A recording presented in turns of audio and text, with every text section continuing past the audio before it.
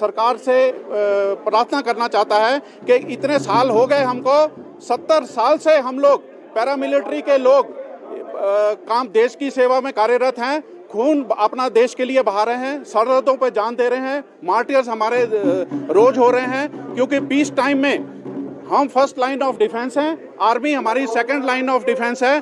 First line of defence होने के नाते सभी लोग, हमारी जितनी शहादत हो रही है उसकी तरफ सरकार का कोई ध्यान नहीं है। हमारा 70 साल हो गए, हमको पहचान नहीं दी गई। आज तक हमको यह नहीं पता है कि हम पैरामिलिट्री हैं, हम सीएपीएफ हैं, हम क्या हैं। हमको ना तो कोई नाम दिया गया है, ना पहचान दी गई है। हमारा नाम, हमारा वजूद सारा पुलिस और आर्मी में खो दिया गया है। और हमारे मीडिया बंधु भी अच्छी तरह से जानते हैं कि जब भी कहीं डिजास्टर मैनेजमेंट में, एएनओ ड्यूटीज में, नक्सलाइट्स में या किसी भी काम में, या मैं आपका पोल मैनेजमेंट है, आपकी वीआईपी ड्यूटीज हैं, आपकी सिक्योरिटी ड्यूटीज हैं, सभी में पैरामिलिट्री के लोग काम करते हैं। लेकिन आज तक इनको ना तो कोई नाम, ना पहचान, ना इनकी कोई कदर की जाती है। 70 साल के बाद भी आज तक कोई अर्धसैनिक बोर्ड हमारे लिए गठन नहीं किया गया है। हमको पता नहीं है, हमारे जवानों को पता नहीं है पूरे प्रदेश में, पूरे देश में, कि वो अपनी मांगों को लेके, अपने जो जरूरी उनके काम हैं उनको लेकर कहां जाए, किसके पास जाए।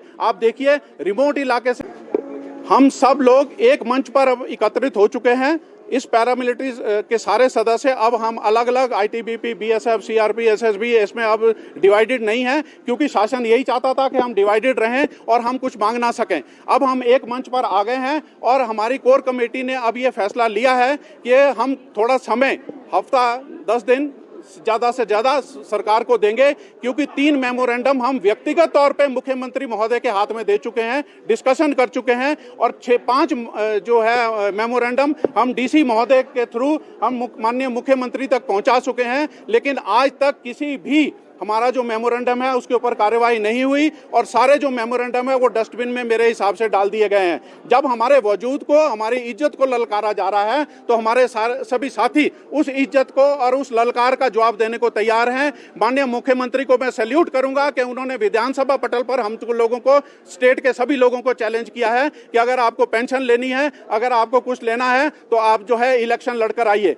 और अगर ये चैलेंज है और वो अगले 10 दिन में हमारी बात नहीं सुनते हैं, हमको नहीं बुलाते हैं, तो हो सकता है हमको कुछ ऐसा भी निर्णय लेना पड़े कि हम अपनी 68 कंस्टिट्यूएंसी में कुछ ना कुछ करके दिखाएं, जो कि आने वाला समय ही आप लोगों को बता सकेगा। रिमोट इलाके से भी अगर कोई सिपाही, उसको कोई पेंशन रूपी या कोई किसी सेहतमंद या किसी प्रकार का कोई काम होता है, तो वो कहां जाएगा? स्टेट में किसको पूछेगा, सेंटर में किसको पूछेगा, कहां जाएगा, कितना खर्चा करेगा, किस प्रकार से अपनी जो डिमांड है या उसकी जरूरत है उसको पूरा करेगा। पुलिस का बोर्ड, कल्याण बोर्ड है, आर्मी का कल्याण बोर्ड है, लेकिन 70 साल के बाद भी आज तक हमारी जान पहचान नहीं है। हमारे डीजी भी नहीं जानते, हमारी स्टेट गवर्नमेंट भी नहीं जानती कि किस डिस्ट्रिक्ट में, कहां पर कितने हमारे पैरामिलिट्री के साथी जो हैं वो रिटायर होकर यहां पर घूम रहे हैं। मैं आपको यह भी बता देना चाहता हूं मीडिया बंधुओं को कि हम इस स्टेट में लगभग 2.25 से 3 लाख सेवारत और सेवानिवृत्त पैरामिलिट्री के सदस्य हैं।